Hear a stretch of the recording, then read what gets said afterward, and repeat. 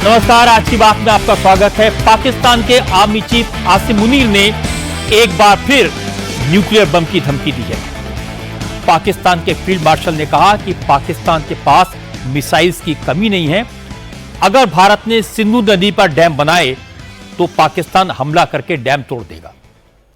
लेकिन जब जनरल साहब को याद आया कि भारत की फौज ने थोड़े दिन पहले उनकी कितनी पिटाई की थी, तो जनरल मुनीर ने कहा अगर भारत के साथ जंग में पाकिस्तान कमजोर पड़ता है तो पाकिस्तान अकेला नहीं मरेगा, आधी दुनिया को साथ में लेकर मरेगा, न्यूक्लियर बम का इस्तेमाल करेगा। लेकिन भारत ने पाकिस्तान को आज फिर याद दिलाया कि अब न्यूक्लियर बम की धमकी देने से कुछ नहीं होगा। परमाणु बम की धमकियों का भारत पर कोई असर नहीं होगा। आज भारत ने कहा कि अगर कोई गड़बड़ी हुई तो पाकिस्तान को फिर घर में घुसकर मारा जाएगा। पाकिस्तान का कोई ऐसा कोना नहीं है जो हमारी सेना की पहुंच से बाहर हो। भारत के विदेश मंत्रालय ने दुनिया के तमाम मुल्कों से आज कहा कि पाकिस्तान में परमाणु बम आतंकवादियों के हाथ में है। दुनिया इस बात पर गंभीरता से विचार करे कि पाकिस्तान के न्यूक्लियर बम कितने सुरक्षित हैं। जिस पाकिस्तान में स्टेट एक्टर और नॉन स्टेट एक्टर में कोई फर्क नहीं है, जहां सरकार और फौज पूरी तरह दहशतगर्दों के साथ है, उस देश का न्यूक्लियर प्रोग्राम क्या पूरी दुनिया के लिए खतरा नहीं है? जनरल मुनीर की न्यूक्लियर बम की धमकी का मतलब क्या है? इंडस वाटर ट्रीटी रद्द होने से जनरल कितना बेचैन है, इन सब की चर्चा करेंगे। इंटरेस्टिंग बात यह भी है कि इसी तकरीर में जनरल मुनीर ने अपने मुल्क को खटारा ट्रक और भारत को चमचमाती मर्सिडीज बताया। अब पाकिस्तान के लोग भी पूछ रहे हैं कि फील्ड मार्शल ऐसी बहकी बहकी बातें क्यों कर रहे हैं? अमेरिका इस बयान पर खामोश क्यों है? इन सब की बात करेंगे, लेकिन सबसे पहले आपको यह बताता हूं कि जनरल मुनीर के बयान पर हमारे विदेश मंत्रालय ने आज क्या जवाब दिया। विदेश मंत्रालय ने जनरल मुनीर को उनकी औकात के हिसाब से जवाब दिया। एक छोटा सा लिखित बयान जारी किया गया जिसमें विदेश मंत्रालय के प्रवक्ता ने कहा, जनरल मुनीर के बयान के बाद दुनिया को इस बात की चिंता करनी चाहिए कि पाकिस्तान के परमाणु हथियार कितने सुरक्षित हैं। विदेश मंत्रालय ने कहा कि पाकिस्तान के एटमी हथियारों का कमांड एंड कंट्रोल बिल्कुल भी सेफ नहीं है और इंटरनेशनल कम्युनिटी को चाहिए कि वो तुरंत पाकिस्तान के परमाणु हथियारों की सुरक्षा पर ध्यान दें, क्योंकि पाकिस्तान के परमाणु हथियार किसी भी वक्त आतंकवादियों के हाथ में जाने का खतरा है, क्योंकि पाकिस्तान की फौज दहशतगर्दों से मिली हुई है। पाकिस्तान के एटमी हथियारों के जखीरे पर वहां की फौज का कंट्रोल है।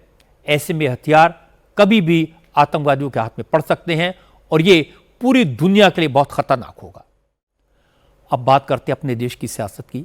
आज विपक्ष ने एकजुट होकर चुनाव आयोग को घेरने की कोशिश की।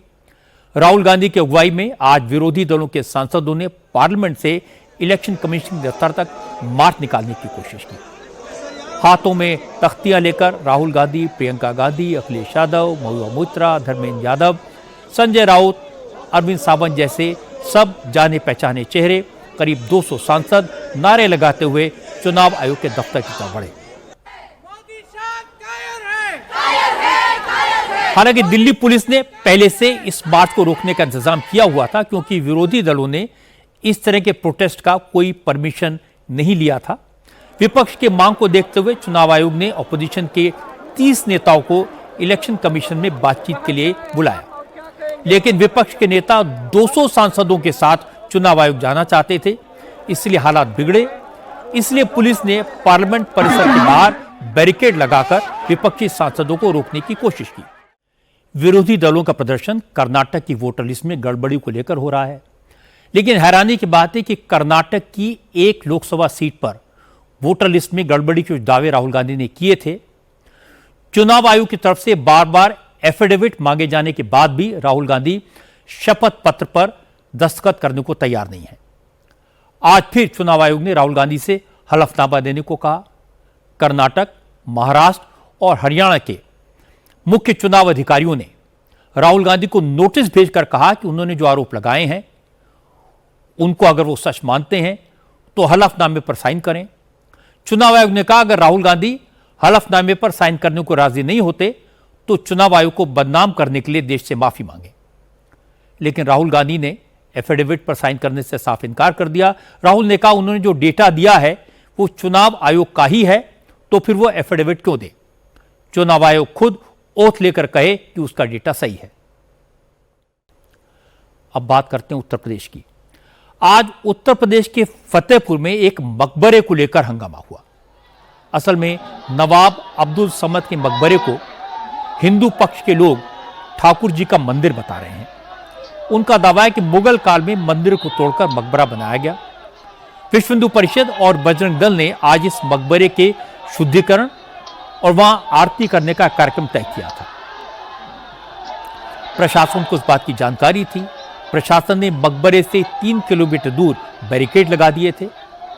मकबरे के आसपास भी सिक्योरिटी कड़ी कर दी गई थी। आसपास के जिलों की फोर्स भी तैनात की गई थी। लेकिन आज सुबह बड़ी संख्या में हिंदू संगठन के लोग भगवा झंडे लेकर मकबरे तक पहुंचने में कामयाब हो गए। कुछ लोग मकबरे के अंदर पहुंचकर नारेबाजी करने लगे, कुछ सीढ़ी लगाकर छत पर चढ़ गए, मकबरे के ऊपर भगवा झंडा फहराया, मकबरे के कंपाउंड में बनी एक मजार को तोड़ने की कोशिश की। यह मकबरा अबू नगर इलाके में है, जहां बड़ी तादाद में मुस्लिम आबादी है। जैसी खबर फैली, मुस्लिम समाज के लोग भी वहां जमा हो गए। उन्होंने पथराव कर दिया। हालांकि पुलिस ने सख्ती के साथ हालात को काबू किया। आज यूपी असेंबली में भी हंगामा हुआ।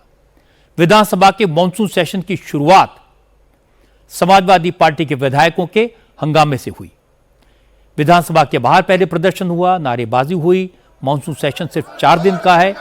खास बात यह है कि 13 अगस्त सुबह 11 बजे से लेकर 14 अगस्त को 11 बजे तक 24 घंटे सदन नॉन स्टॉप चलेगा। इस दौरान यूपी सरकार के विजन डॉक्यूमेंट 2047 पर चर्चा होगी। अखिलेश यादव ने आज सुबह ही से सरकार का पागलपन करार दे दिया। सदन की कार्रवाई शुरू होते ही नेता विपक्ष माता प्रसाद पांडे खड़े हो गए। उन्होंने कहा सरकार ने सिर्फ 4 दिन का सेशन बुलाया, इसमें भी सरकार का एजेंडा चलेगा तो विपक्ष की बात कैसे सुनी जाएगी। आज दिल्ली के नए एमपीज के लिए एक अच्छी खबर आई। अब उन्हें होटल्स में नहीं रहना पड़ेगा, छोटे फ्लैट से मुक्ति मिल जाएगी। अब नए सांसदों को चुनाव के तुरंत बाद दिल्ली में सरकारी फ्लैट्स मिल जाएंगे, क्योंकि सेंट्रल दिल्ली में सांसदों के लिए 184 घर बनकर तैयार हो गए हैं। आज प्रधानमंत्री नरेंद्र मोदी ने इन फ्लैट्स का इनॉग्रेशन किया। बाबा खड़क सिंह मार्ग पर बने ये सभी फ्लैट्स टाइप 7 के मल्टी स्टोरी अपार्टमेंट हैं। ग्रीन टेक्नोलॉजी की मदद से बने फ्लैट्स पूरी तरह एनवायरमेंट फ्रेंडली हैं। हर फ्लैट में करीब 5000 स्क्वायर फीट कारपेट एरिया है। इस कैंपस में सांसदों के ऑफिस, स्टाफ के लिए कमरे और एक कम्युनिटी सेंटर के लिए भी अलग से जगह दी गई है। दिल्ली और एनसीआर के इलाकों में स्ट्रे डॉग्स के बढ़ते हमलों की शिकायत पर आज सुप्रीम कोर्ट ने बड़ा आदेश दिया। जस्टिस जेबी पारदीवाला और जस्टिस आर महादेवन की डबल बेंच ने कहा कि दिल्ली सरकार, एमसीडी और एनडीएमसी तुरंत सभी इलाकों से स्ट्रे डॉग्स को पकड़ना शुरू करे। अदालत ने यह भी आदेश दिया कि अगर कोई सरकारी एजेंसीज के काम में रुकावट डालेगा तो उसके खिलाफ भी एक्शन लिया जाए, क्योंकि आम लोगों की सुरक्षा सबसे जरूरी है।